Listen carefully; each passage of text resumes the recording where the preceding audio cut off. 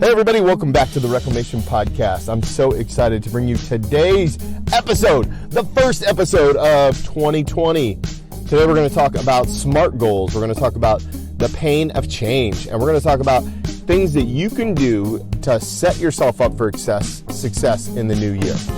And while we're on the topic of success, I just want to say thank you. Thank you so much for the opportunity to share this podcast with you.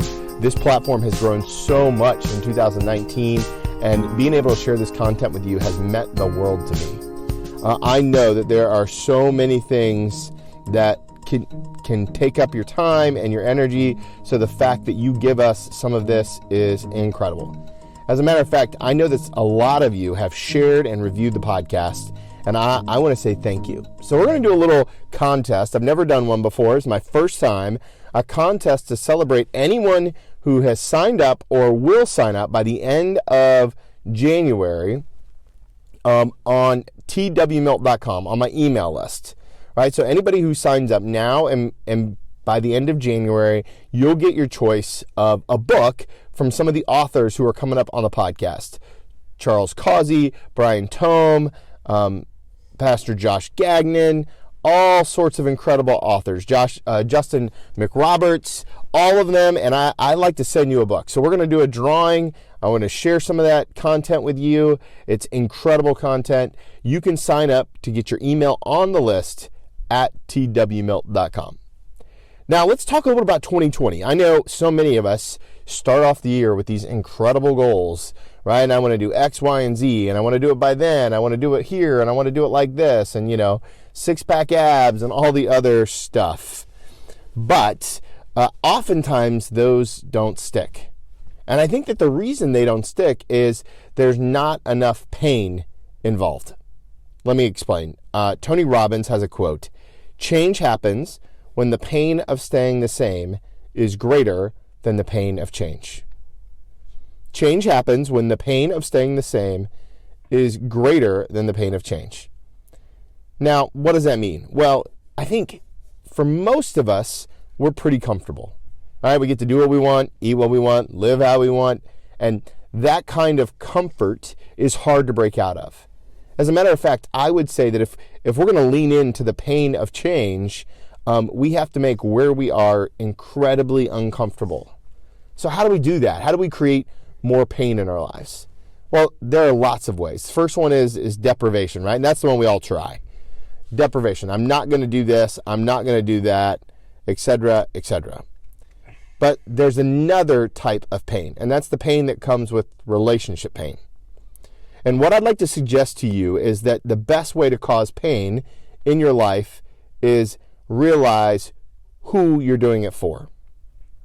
I like to say it like this: the what you do won't matter nearly as much as who you are doing it for. Right? The what you do won't matter nearly as much as who you're doing it for. So if you can figure out a way to create pain in the relationship that you are motivated to do it for, I believe that your goal for 2020 is more likely to stick. For example, you could say, I want to lose weight, but that by itself isn't enough. You might say something like this instead: I want to lose weight because I want to be healthy so that I can see my kids walk across the college graduation floor. Another thing you might say is, I want to grow closer to God in 2020. The problem is that's a really hard goal to kind of encapsulate and measure. So instead what you could say is, I know that if I pray every day, I'm a better person for my wife and kids. So why are you praying? So you can connect to God so that you can be a better person for who would be the wife and kids. And so what I want to suggest to you is that as you begin to think about the pain of change or the pain of staying the same, break out of your comfort zone and ask some of those people who you're doing it for to hold you accountable. If you have kids, then you know that this is actually not that hard to do. I recently have made the decision in 2020 that I want to limit my sugar intake. And I told all my kids. And so now every time that there's a piece of candy, they go, "Oh, Dad, you can't have that." And while it's slightly annoying, majority of the time, it is super helpful because it's preventing me from making a decision I don't really want to make. So who in your life are you doing it for, and how can they help hold you accountable? Now, in some cases, they may not be around. They may be in a different state, or they may not be audible, like if you're doing it for a newborn. In that case, finding an accountability partner is key. And actually, we think about this a lot in our physical life, but this is also super true in our spiritual life.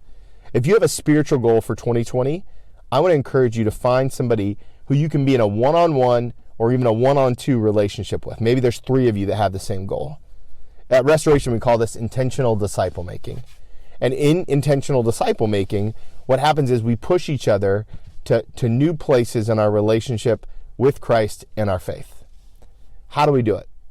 Well, at the end of almost every disciple making session that I lead and that I encourage my leaders to lead, we do something called SMART goals, right? And you've probably heard of this before.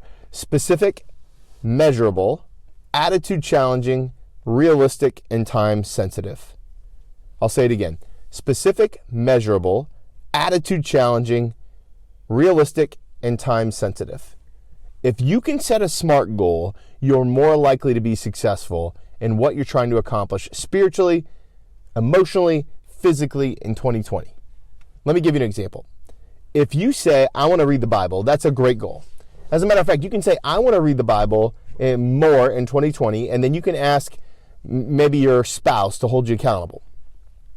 But if you say, I want to read the Bible at least 3 times a week and read through all of the Gospels in the first 6 months of 2020, then that becomes a very specific, measurable, attitude challenging, realistic, and time sensitive goal.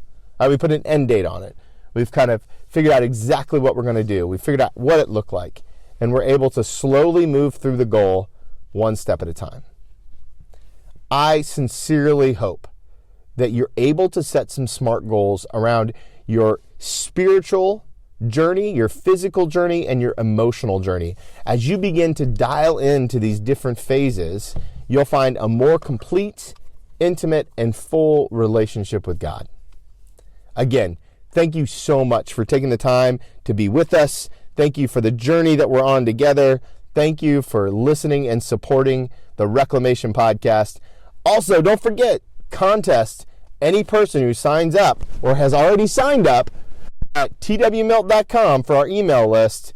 We're going to draw winners at the end of January. I want your name to be on the list. I want you to get the opportunity to get one of these incredible books from authors like Brian Tome, Josh Gagnon, Justin McRoberts, and Charles Causey. Some incredible, incredible authors. You're going to love it. As always, you can reach out to me. I'd love to hear your thoughts. I'd love to hear your SMART goals at TWMilt on Instagram, the Reclamation Podcast with Tony Meltenberger on Facebook, and as always on my website, twmilt.com. Thank you so much for listening. Please share the podcast, tell a friend. Next week, brand new episode, Justin McRoberts talks about his devotional that he wrote, 40 Days with the Lord's Prayer.